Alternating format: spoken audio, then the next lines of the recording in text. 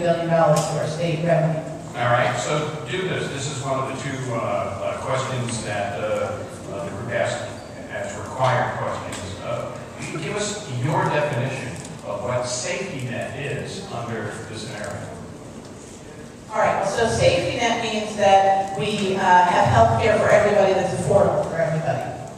It means that we move the housing pressures away from letting our communities have the money drained out by big banks and put that money back into building housing that is accessible. And yes, I think universal housing standards should be a basic. We don't need to argue about that because it's good for everybody. And we build out a safety net that understands that when everybody's doing better, we're all doing better. So I'll use just a different example that I know isn't part of the set that you've asked, but that I bet a lot of us face. If you're really on a limited income, you're probably in trouble these days for making ends meet in terms of balancing housing, medical, and basic living costs.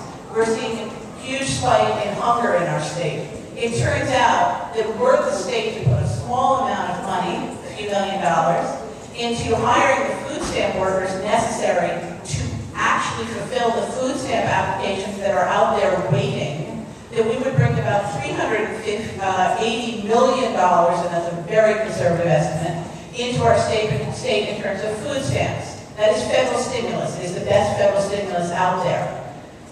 That would generate about $600 million in economic activity and would kick back to the state in the space of less than a year, somewhere between $7 million and $10 million in taxes on that additional money that folks can now spend on something besides food. And guess what? That pays for the original food stamp workers that we brought in to get those people into the program. We decrease hunger. We start dealing with the health needs and the educational needs that get penalized by hunger. And guess what? We help turn things around, and you know what? The state makes money on it. So we have to change the way we think, and we need to alter the equation to understand that when we do the things that help all of us